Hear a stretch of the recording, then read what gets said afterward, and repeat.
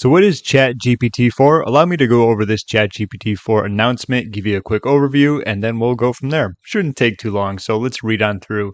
GPT-4 is OpenAI's most advanced system, producing safer and more useful responses.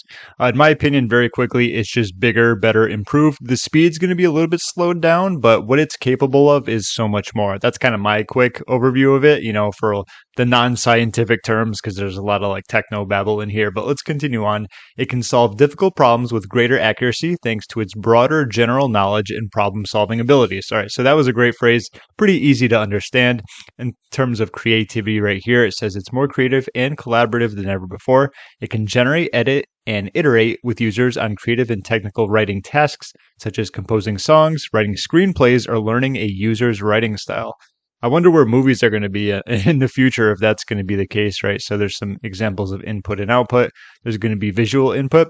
It can accept images as inputs and generate captions, classifications, and analyses. So there was an example they talked about in a video where there was a lot of balloons, say, tied up, and it's smart enough to but analyze the picture and say that if you cut off the strings of these, they would float up in the air, something like that. So it's much more intelligent when it comes to processing what's going to be going on. Longer context is great. I know a lot of you out there are going to like this. It says it's capable of handling over 25,000 words of text, allowing for use cases like long form content creation, extended conversations, and document search and analysis.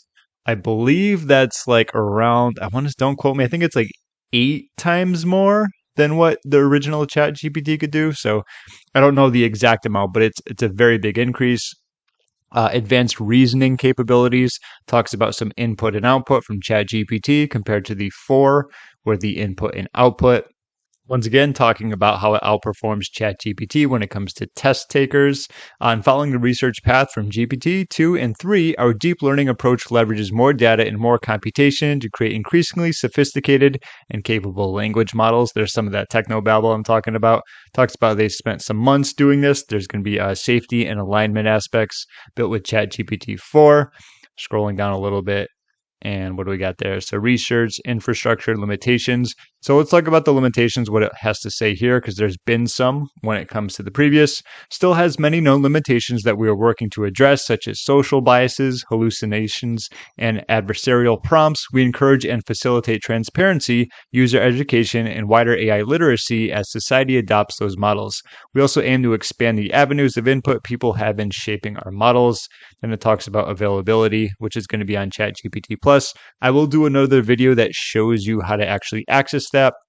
So in case you are interested in getting it, and also when you are in here, it shows, I like the comparison right here where you can see the reasoning speed and conciseness. You see where they are, the middle speeds all the way up, conciseness a little bit towards the bottom. Once again, these are from the middle and below. And then when you look at ChatGPT 4, reasoning is all the way up, conciseness is 4 out of 5. And then of course you have speed is a little slower, which is fine. So if you don't mind it taking a little bit longer in terms of the speed, you're going to get some great reasoning and conciseness. But all in all, that's the deal when it comes to ChatGPT 4. Like I said, in my next video, I'll show you the steps that you need to take to get it if you want to access it. It's very easy, and then I'll do some demos and tutorials. Thank you so much for watching. If you have any questions, feel free to leave a comment down below. My name is James, and I'll see you in my next video.